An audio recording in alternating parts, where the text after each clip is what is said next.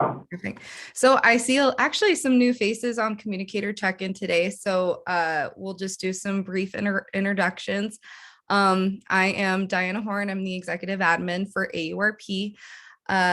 And I am located out of our in Tucson, Arizona, which is our headquarters at Tech Parks, Arizona. Although I'm at home right now, like most people are. And Brian, introduce yourself. Good afternoon or good morning, depending on your time zone. Brian Darmody, CEO of AURP. I think maybe some of you may have been at spring training, but anyway, if you were, I hope you had a good time. If you weren't, sign up for next year. We're going to be back in Arizona at the same time, and maybe we'll actually have a baseball game at the end that we might spring training and get to see some baseball. But anyway, I look forward to the discussion, and I know we have a topic, but let's go on and continue introducing all the folks on the webinar today. Great. Mary, you're first up on my screen. Okay, I'm Mary Shirley Howell. I am the Director of Business Recruitment for Hudson Alpha Institute for Biotechnology. We're located in Huntsville, Alabama. And if you're familiar with the research park, Cummings Research Park in Huntsville, Alabama, we're sort of a park within a park. We're 152 acres set aside specifically for biotech and life sciences. We house the Nonprofit Research Institute, which also has educational outreach, and then 48 associate companies that are, wouldn't really say incubated because one of them's building a global headquarters. So that's totally beyond incubator stage, but I guess you could say we're an incubator and a business park in those 152 acres. Great. Isabel? Hi, I'm Isabel Botha. I am a communications specialist working with Trent University and Cleantech Commons, which is the university's and City of Peterborough's research and innovation park, specifically focused on clean and green technology. We're still in the early stages of development. I know my colleague Martin was planning on joining the call as well today. I don't know if that's a relief, Diana. I'm just Martin is a big joker usually in these calls.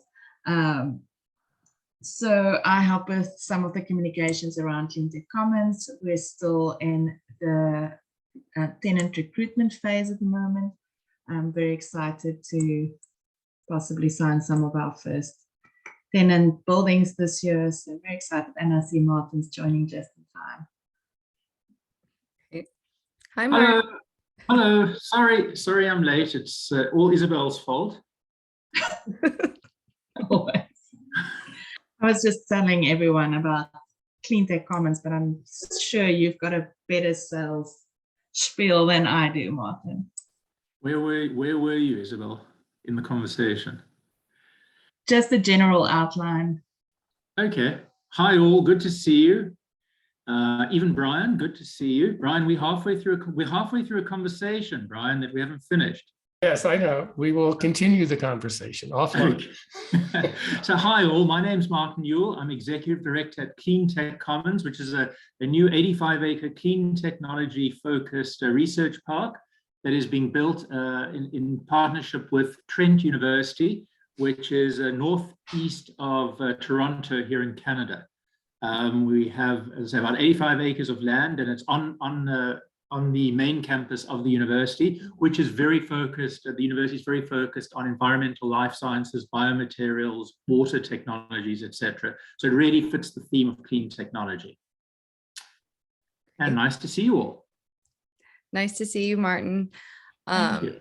Dr. Farrow?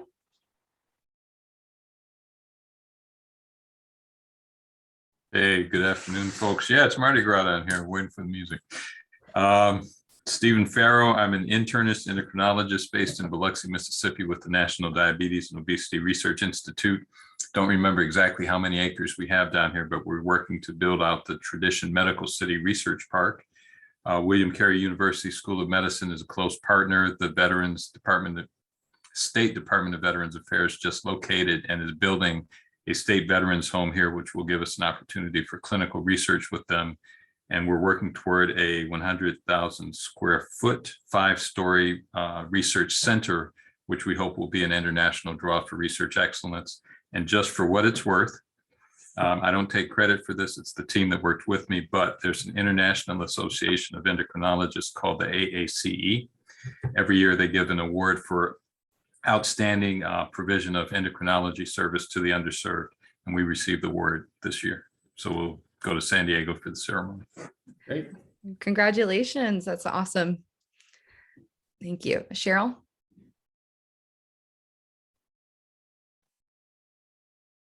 Hi, Cheryl Kathlinger with Utah Tech University in charge of strategic partnerships. Nice to see everybody again. I'm going to turn off my camera as I have my lunch right in front of me, but we are in the discovery and evaluation phase. We are looking to build an innovation district in addition to what we currently have at the university. Wonderful. Miles? Morning, Miles Thomas with the Tri-Cities Research District in Richland, Washington.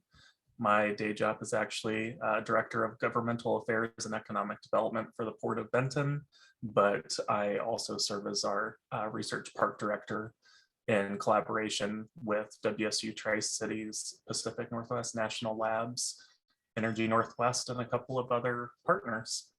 Good to see so many new people. I had to take a long hiatus for my daughter and being born back in December. And then as soon as I got back, I have been inundated in a $16 million ask for Build Back Better that has quite literally taken all of my time up until, well, this is my nice little break until Friday. Very nice. Thank you, Miles. Good luck on that, Miles. Laura? Hi, everyone. I was eating my lunch too, so I'm not done yet. But anyway, nice to see everyone. Some of you got to meet in person at spring training, so that was great. I'm Laura Blau with the University of Illinois Research Park. We have over 200 acres on campus at the flagship university of our state. So we are located in Champaign-Urbana, so about 2 hours south of Chicago, if you're not familiar. And good to see everyone. Great. I'm sorry. I'm sorry. I don't think I know. I'll do it. I'll do it. You don't have Sorry. to. No, hi. My name is Ejia Kurtz. I'm Vice Provost for Research at the Appalachian State University in North Carolina. We are a 20,000 student campus located on the sort of the western mountain region of North Carolina. And we are also starting to envision and build an innovation district. So we're at the very beginning of that phase. So I have lots to learn from this group and I'm looking forward to it. Great. Thank you. Phil? I'm with the Auburn Research and Technology Foundation. What we're trying to do is expand and grow the research park here. We've just built a 100,000 square foot building, still trying to fill that up, a couple of floors left. We have a knack for building and completing buildings, one in 2008, one in 2020, not good times, but we're moving forward. We're seeing a change. A lot of people that were remote are kind of shifting and looking for space now. So Great. Monica? Hi, I'm Monica Tysak. Sorry for not sharing my screen. Next time, I promise. I'm from the University of Southern Mississippi, and I run the Innovation and Commercialization Park, which is a 500-acre facility about 5 miles from the main campus in Hattiesburg, Mississippi. We have a polymer focus, so we're very materials oriented. We have a 60,000 square foot facility, which is currently sold out. I'm literally converting closets to lab space, so that's exciting. And we're looking to expand. Miles, I share your pain with the BBB activities. Hopefully we get some of that to expand into a manufacturing facility, which is leasable, kind of a step-up facility for people that are ready to get out and grow, but not yet ready for a, multi-thousand square foot facility and a standalone facility. Thank you for having me. Thank you for calling in. Tim, I see that you put your a little bit of your bio in the chat feature. So thank you for joining us. And yes, today we have a roundtable discussion topic of tips and strategies of recruiting new park tenants. And so everyone seems to be in a very different phase in their planning at this point. Some are probably doing very well with recruiting tenants. Some are probably struggling with it. And so is there someone who has just a really big question on how they approach or can really kind of get this discussion started? Yeah, I would like to hear from our parks, following on what Diana said. How do you attract? I mean, I think we all know how to attract companies from our own backyards, from local business press. But, how do you attract companies maybe internationally or companies, from on the other side of the country? If you're on the East Coast, how do you attract companies from the West Coast? Because I think that's a different strategy than just trying to attract, the bank company next door or something. I think one thing now is that since you're able to travel is going to trade shows, setting up meetings with companies, ahead of going to those trade shows. And I think that since that's opened up, that's going to lead to a large opportunity to get back into that arena and start recruiting that way, traditionally. And to follow on to Phil, let me just put in a little ad for our Biohealth Caucus. He mentioned a trade show. So Bio, if you have some wet lab space, obviously Bio is the largest scientific bio conference in the world. It's going to be in San Diego, and we're going to be holding our Biohealth Caucus meeting June 12th and the 13th before Bio opens, and we'll be focused on biomanufacturing, Build Back Better, a lot of other topics. So Mary, if Hudson Alpha wants to, I'm just calling out to you, but to others, that might be a good thing to come to. I mean, as Phil said, there's a ton of people that come to Bio, and not many people come to talk about the facilities. And that's why we have the Biohealth Caucus, to kind of talk about how do you finance wet lab space? How do you fill these facilities? But anyway, but yeah, and there's lots of other space conferences that are coming back, manufacturing, a lot of new conferences out there.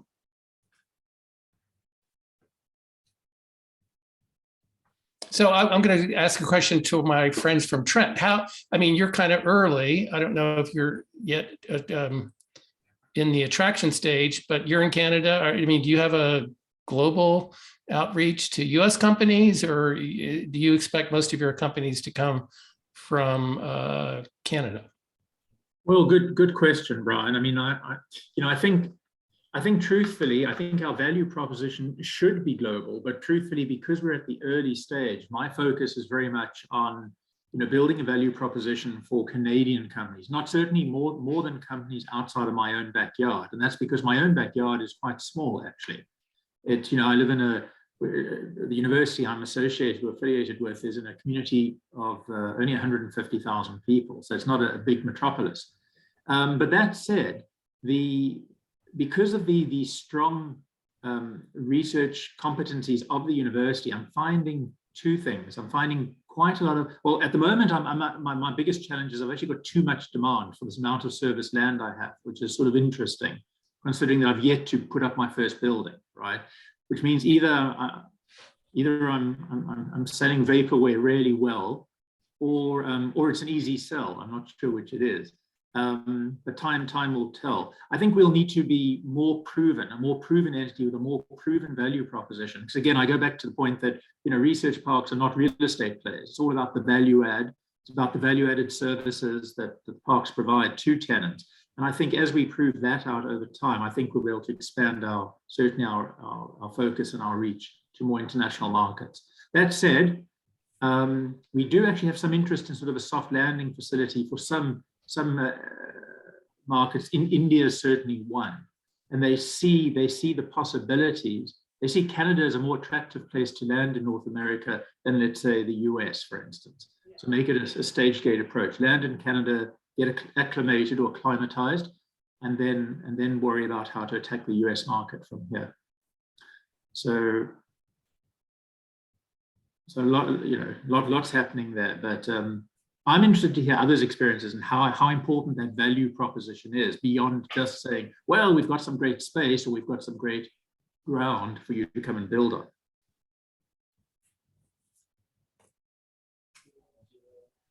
So before I joined Hudson Alpha, I worked at Auburn. And Phil, if you don't mind, I'd love to share some of the experience I saw there. I started out working with Auburn Research Park under the assumption that the thing that would attract companies was the access to expertise and the university's research agenda. And actually, Phil and I and another colleague, Carrie Chandler, who's not on today, did a big tour of a bunch of university research parks and found that the majority of corporate recruitment of companies that were from outside the area was to access student talent. So they were really focused on having kind of like what they called student innovation centers, where students would work part-time and, it might or might not have had a particular academic, to satisfy an academic requirement. But they were generally working on some problem set that the company had come up with and wanted creative solutions for. And it was like, an extended interview for that company. So that student worked whatever 10, 15 hours a week for that company for weeks and weeks of the school year. And then perhaps at the end of that student's education, they got a job offer, or the company knew that after a year of it, they didn't want to give that kid a job offer, whatever it was. But I was really surprised by that, because my assumption was that it was going to be to access the expertise and to get first dibs on technologies that were coming out. And that didn't show to be the strong hand to play. And so of course I moved to somewhere that, like, Hudson Alpha doesn't graduate students. It's not a university. So now I'm having to figure it all out again. Maybe you should talk to Miles. I mean, he has an interesting question. He says, what do I do with my 3 empty office buildings? Lab research is overflowing, but offices weren't built for conversion and demand. And Miles, I think you're in the same situation, right? You don't have a lot of students in your park. Am I right? No, despite being the WSU1 system, Tri-Cities is a very small campus and largely commuter. We've got probably, I'd say, less than 100 students that are physically living on campus, but the enrollment is like 4,800 for the area. So yeah, we are now overflowing with vacant office space post-COVID, especially as everybody learns that largely, if they were doing work with PNNL, they could work from home. And it didn't really impact them because those workers were already remote of another office.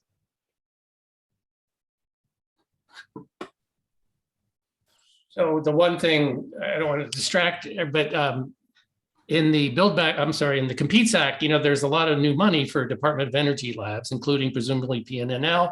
And also there's language that allows PNNL researchers to become entrepreneurs and have entrepreneurial leave. So maybe you should be, trying to set up an entrepreneurial leave. I mean, the old joke with federal government used to be that every federal agency had an entrepreneurial leave.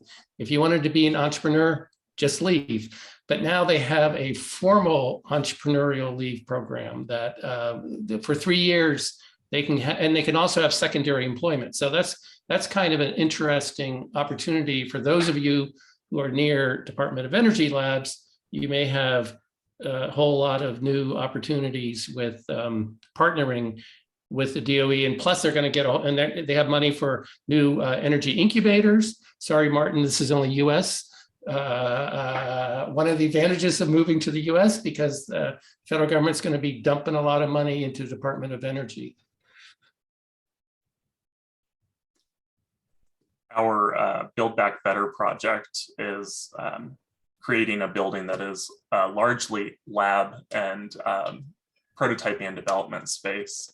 And we've already got a few folks under letters of commitment for that space. But all of the lab space is taken up. But I will say one of the neat things to folks outside the United States, previously there was really no laboratory space that wasn't under the control of PNNL. And there's very restrictive access requirements for non-US citizens that this space helps to resolve, because we can actually do partnerships and short-term adjuncts from other countries that can come and work on projects with PNNL in this space, because it's not enveloped by their campus, but adjacent.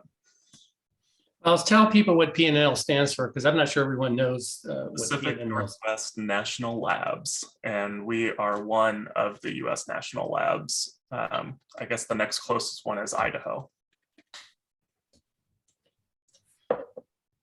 So does anyone on the call, do they work with site consultants to attract tenants? I'm curious. I mean, that's what's, there are site consultants out there, but they're usually paid for by a corporation that's looking for a site, not a university. But I mean, has anyone had an experience with site consultants? So the Hudson Alpha, that's a long-standing strategy at Hudson Alpha.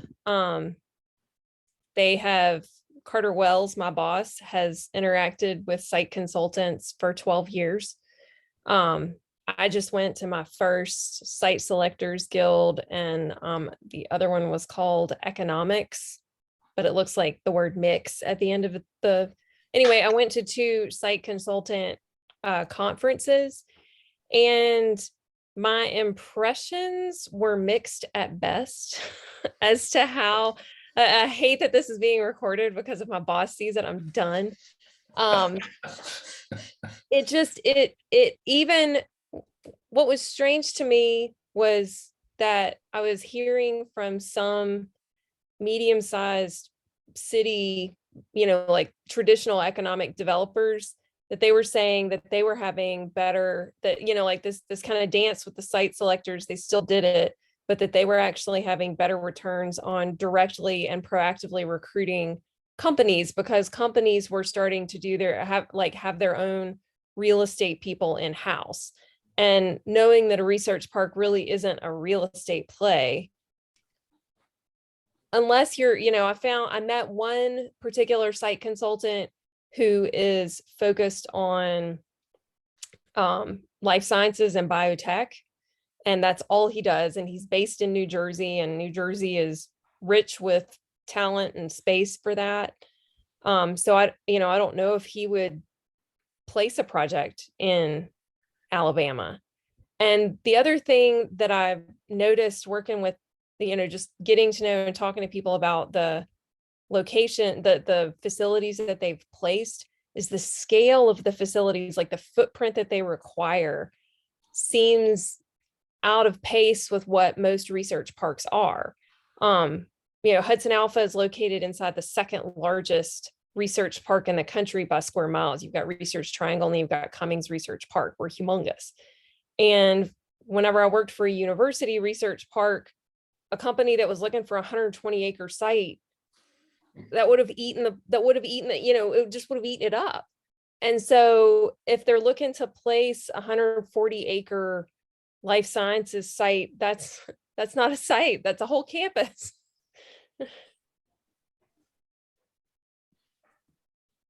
Yeah, that's why Intel is building, I don't know, 2,000 acres outside of Columbus. It's going to have a partnership with Ohio State for their new manufacturing facility, but clearly they couldn't have fit that, next to Ohio State.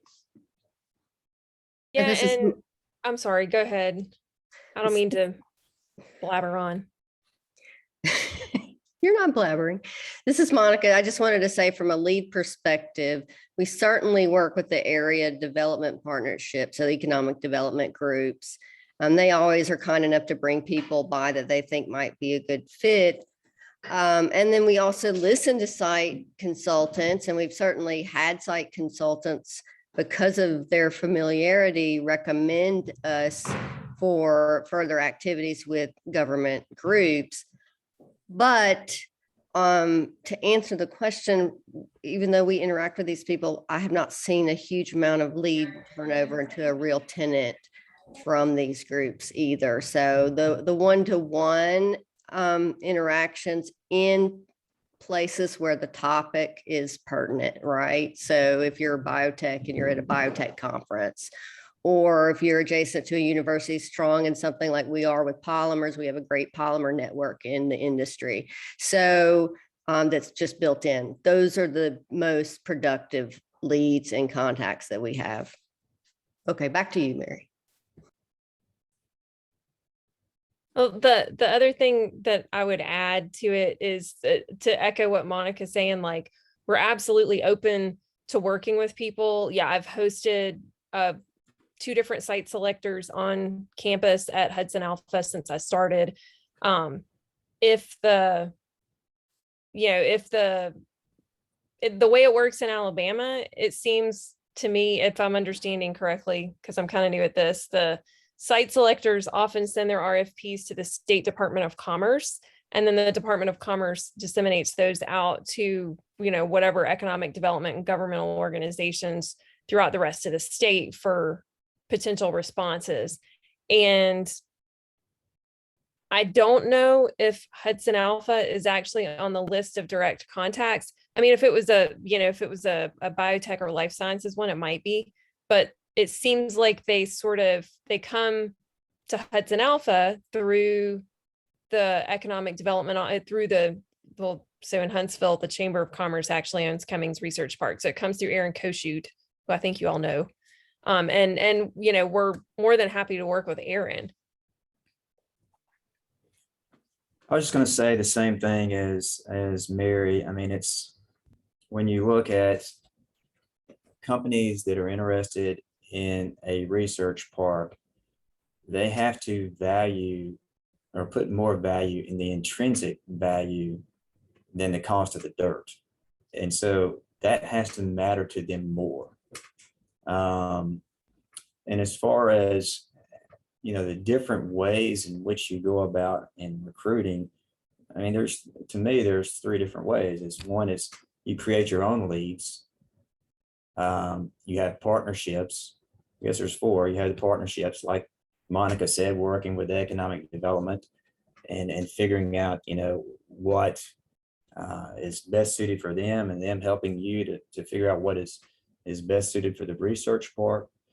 And then it's also working through the state, in which case those leads, as Mary was referring to, they typically go to the city of Auburn, and we would work with the city of Auburn if it was something that they received jointly on a project that would, if it was more technology knowledge-based and would fit in the research part, then they would put them here, because overall, in the end, it's a win for the Auburn community. So, and then lastly was what you said, Brian, was, site selection groups. I mean, that's the 3 ways or the 4 ways that I see of recruiting.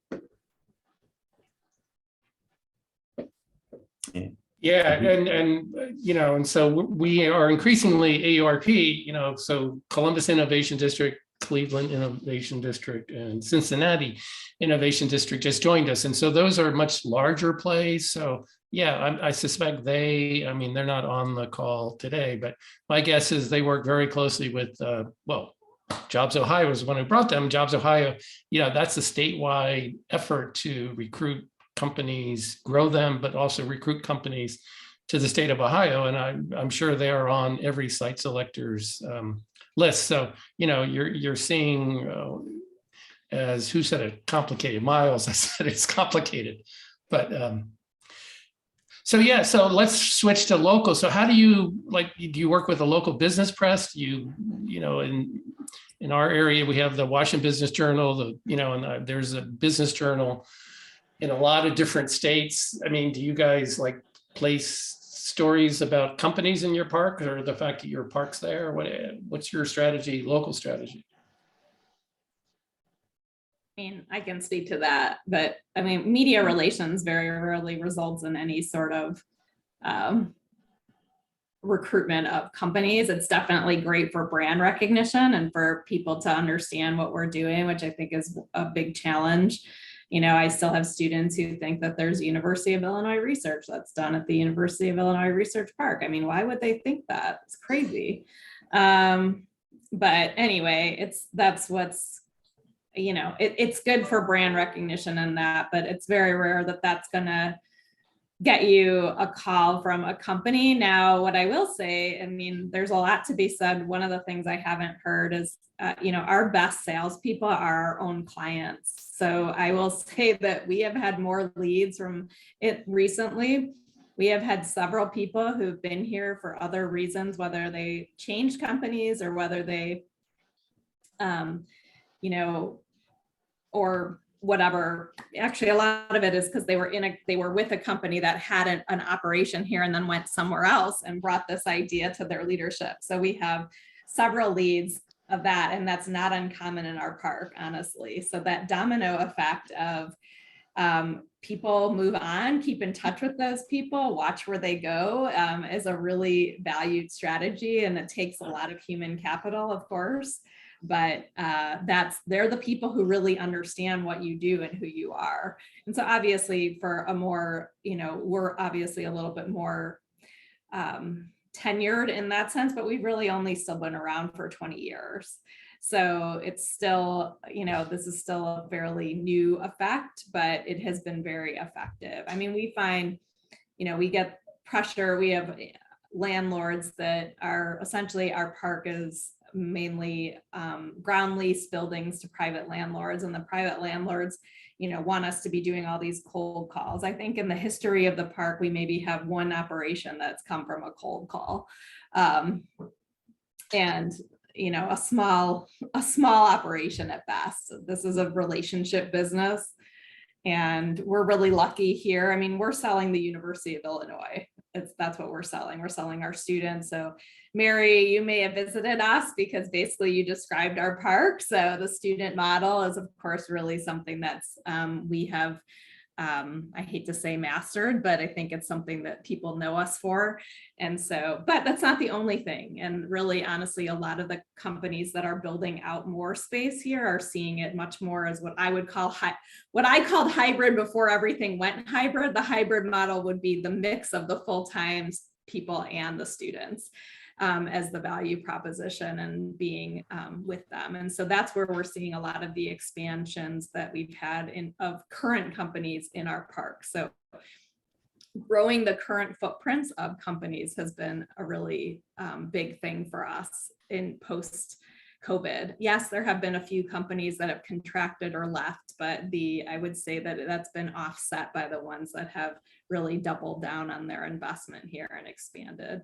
Many of those have dual purpose facilities. So you mentioned lab facilities. So I wouldn't say these are labs. A lot of ours are prototyping. In one case, they're building out, it's a food company that's building out a robust test kitchen and other things like that. So not a typical lab, but definitely something that needs space and that you need to do in person. So that is one of the trends that we're seeing. So.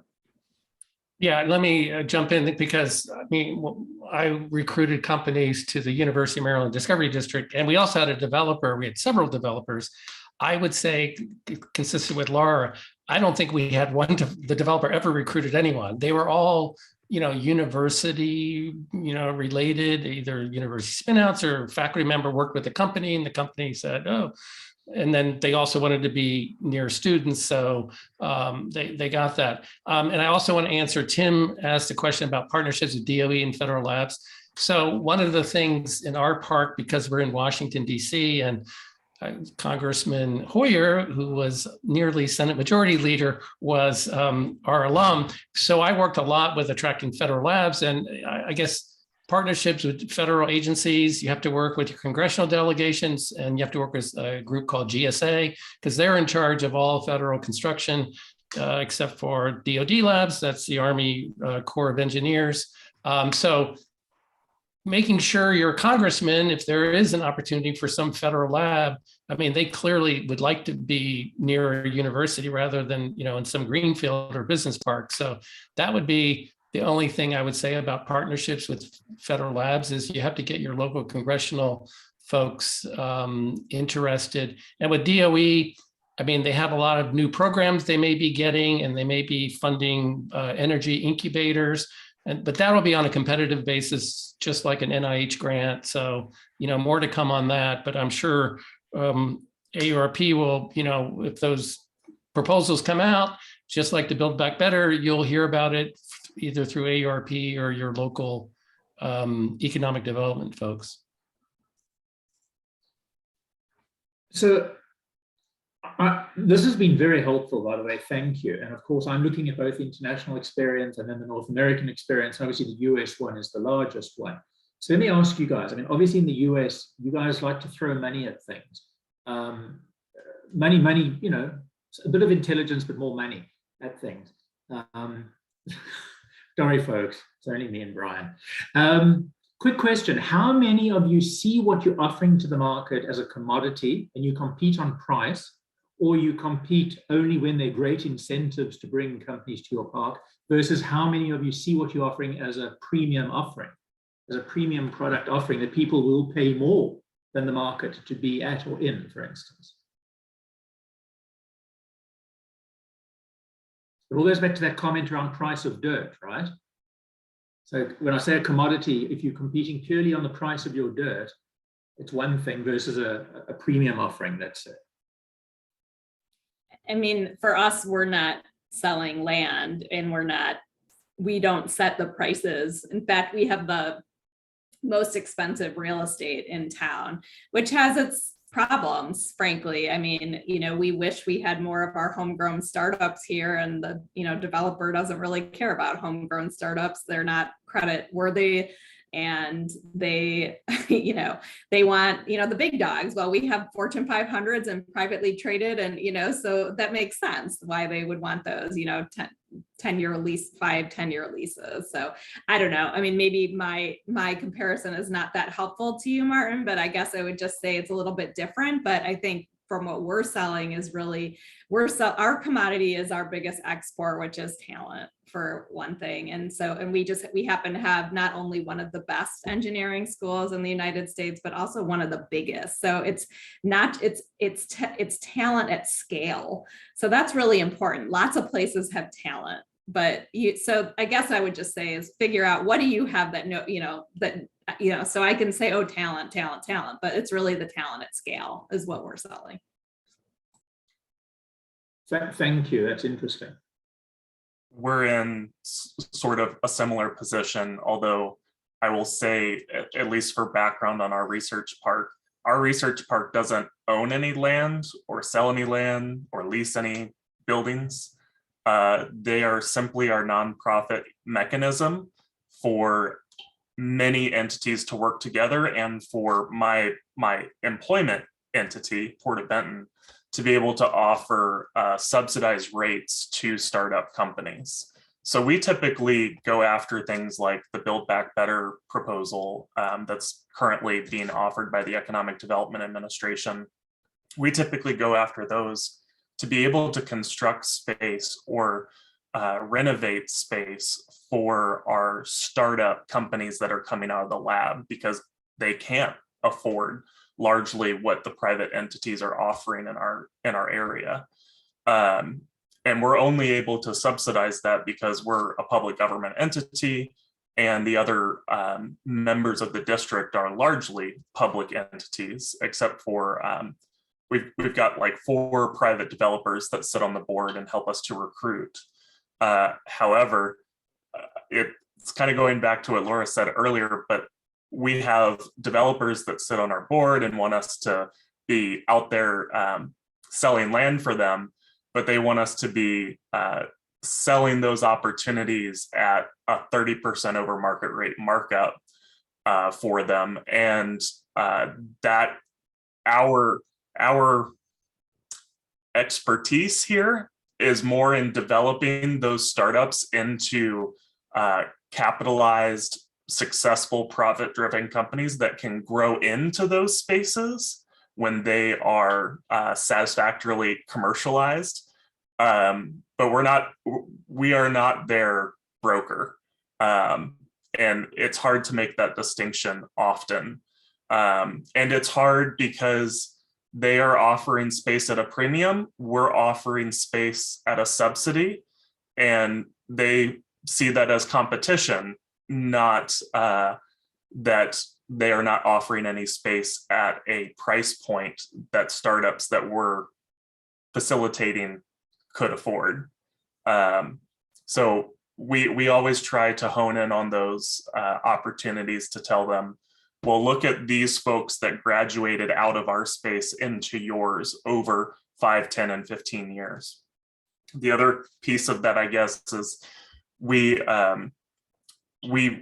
pretty heavily vet folks that are coming into startup space. So it's not like you can come in and get 10, 15, or 20,000 square feet as a Fortune 500 company from us. We are really in that niche to provide subsidized, affordable space to grow a Fortune 500 company.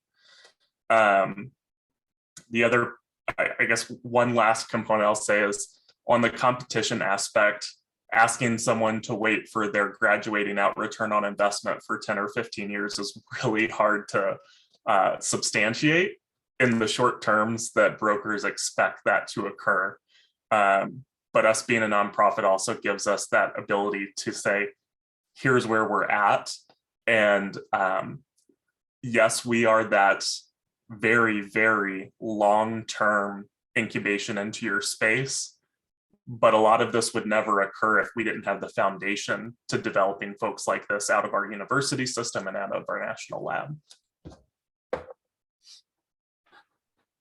Yeah, so I mean, one thing to be careful about is competition with the private sector and other space. So especially if your park isn't paying property taxes. I mean, most parks do that are privately developed, but I mean, it's just as complicated. It's all a matter of local. But I have seen parks, where they get under some duress from private business owners that are trying to lease space to companies. And they're complaining that they're a nonprofit and they're not paying taxes.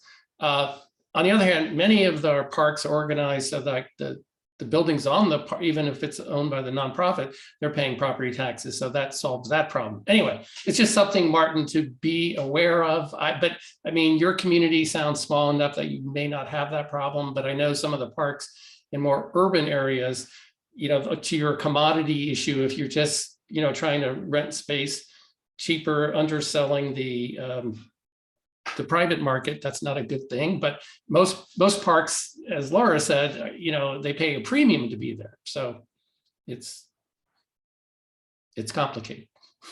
One thing that I've, so to not completely bash the idea of site selectors, I've heard so much from so many site selectors that the big competitive edge for any community right now is workforce, that there's a worker shortage everywhere. And if you can demonstrate that you have the workforce, then you have, and you can also demonstrate that your community is a, decent, safe place to live and raise a family, that you have the project. And so Alabama as a state competed for a long time on the idea that we were the cheapest labor and the cheapest electricity that you could get, and not at Hudson Alpha, but generally as the state recruiting projects. And we got tons of textile projects, and then the textile all moved overseas where the power and the labor were even cheaper.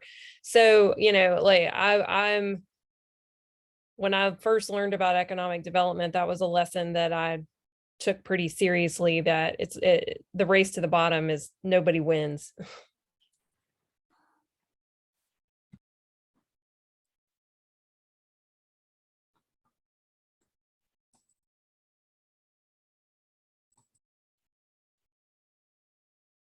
Laura, you highlighted, are you going to? Me? Yeah, Yeah. look like you're about to leap in there. No, I mean, I guess I would just add to that, you know, I think what we have been able to do very well is we have a very small team, but we leverage every corporate relations person that's on our campus, every person to, you know, evangelize. And of course, you know, we evangelize for them too. So, I mean, in our university ecosystem, you know, if we have a company that comes to us, but then ends up doing something else within the university, I mean, that's a win for all of us. So, you know, I think that wasn't always the case. There was a lot of silos and fiefdoms and things like that, but the collaboration across all of these folks and understanding that, you know, we all can help each other, and that's really on our campus at least a high value. So but to Mary's point about, you know, the site selectors, I just think that a lot of our projects here really also have, it's very rare that a real estate person or even a talent person is the people who make the decision. It's often the technology people. And so it's really that's a big part of how we get people, who we sell, and how we get them to come here. So while those people might deliver a lead and say, hey, this is a good option, and again, that just goes back to evangelize to anyone and everyone who will listen. But unless you find that right champion to actually pull the trigger, those are just not often the champions in our experience. Yeah, I guess I would say too, it's all about your value proposition, and it's not necessarily about your technical value proposition. It could be the local area value proposition. We have a lot of blue economy work going on right now, and this is a highly desirable area because of what real-time application testing people can get here versus in other places, which are typically sold out, like the Northeast or, you know, San Diego, places like that. So if you look at what your natural resources are, couple that with the resources that your local environment has, meaning your building and your skills and staff capabilities, then, you know, you go from the other way and say, okay, well, what's my ideal customer look like? And you start matching those two things up, and you're going to get really targeted really quick, and then selling at a higher value is going to be easy, because, you know, it's all about segmenting your market and getting that target market down really well. And that's for any business, right? Not just us, but it works every time, it seems. That's my 2 cents. I was just going to add one thing, which is, and I think this impacts you, Martin, but obviously clusters are important. And so we have lots of different industries here, but we really doubled down on our work in ag tech. And so that's become one of our signature just programming and what we do. So it's what's on my mind right now, because we have a huge ag tech summit that we put on now for 7 years, and it's next week. But the point is, though, is that we're not only ag tech, and there's lots of ag tech adjacent that we do. And, you know, clean energy is very ag tech adjacent and things like that. So we're seeing a lot of work happening in that area.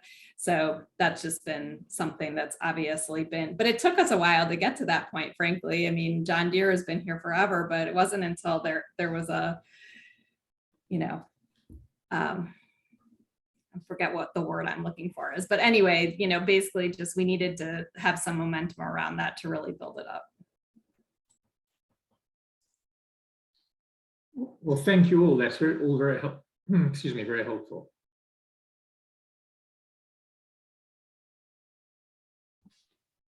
Martin, are you running for prime minister? You look like you were running for office in that picture. Sorry, it said something was unstable, so I just took it off camera.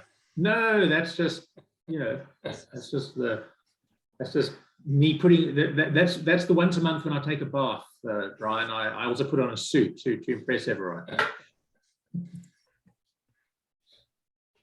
And by the way, folks, I bath once a month whether I need to or not. So that's the good news.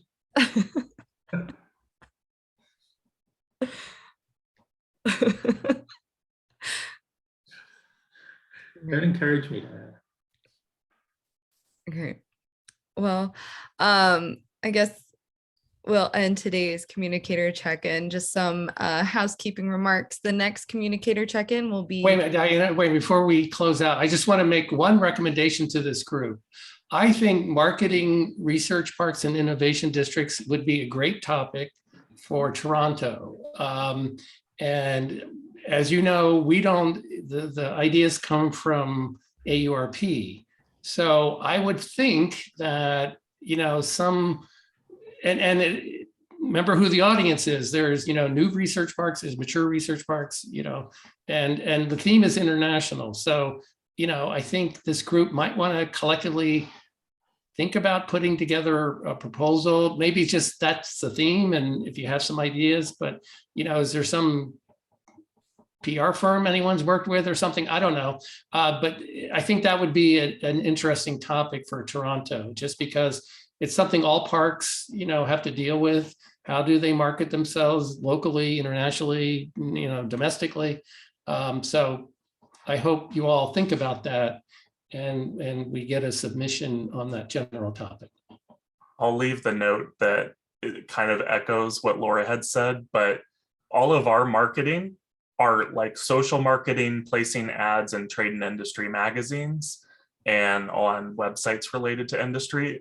It's all about brand recognition for our area and telling people about it, because all of the relationships we make for recruitment are the personal relationships, but it helps them if they have heard of us before as the research district or the center of clean energy development. So we do work with a lot of third-party firms in developing content for those ads, but it's just collateral to support the one-on-one conversations that we're having with folks in our area. Site selectors are helpful too. It's just really getting at the meat of what you want them to do for you. Great. All right, back to Diana, who's had some. Well, I just was going to say that we have our next communicator check-in on Tuesday, April 5th at 2 p.m. Eastern. And that one is actually, Laura jumped off, but that's actually going to be focusing on establishing and managing an internship program within your park. If Laura was here, I would have her tell you all about, they have probably one of the most successful internship programs, I think, out of the majority of our parks. So she's really going to be kind of leading that communicator check-in and kind of delivering her experiences. So be sure to come back for that. I know Brian mentioned the BioHealth Caucus coming up in June. We have our first Insights into Research Parks at the University of Delaware in May. Be sure to look to keep checking back on the website for that, for any more details. We're really excited to bring that program back, because obviously it's been a couple of years since that was actually supposed to be in September of 2020 and we had to postpone it. So now we're finally going to have it in May of this year. And then obviously the international conference in September in Toronto. So we're excited to see our friends up north. So if you guys have any questions about anything about registering, the registration for the I2RP and BioHealth Caucus are not open yet, but we will be making announcements on our AURP park posts, social media, and obviously online. So with that, you guys, Zydeco music. the music. What's actually What is it called? Zydeco music, just Mardi Gras. Just go to Spotify. I would go for like Preservation Hall Jazz Band. over Okay, all right, Zydeco. okay, Mary. Yeah, so you're a little closer to this. We I grew are. up in Mobile, yeah. Yeah. Oh my gosh. Yeah, don't make me sing. I'm in Mississippi. I'm with the Biloxi guy. We can do it.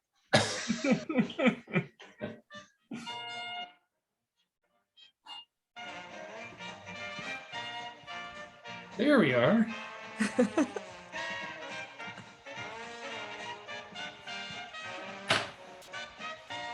Oh, a cliche song from New Orleans. This is what came up. Yeah, no, on I Mardi know. Gras music. This is the number one when the Saints come marching in. But it's sort of like the cliche of New Orleans. I'm not from New Orleans, but I know that's what somebody from New Orleans would tell. You know, it's like, anyway. Well, I hope everyone has a safe and sane, but go a little crazy Fat Tuesday. Great. Bye, everyone. Bye-bye. Bye-bye. Thanks,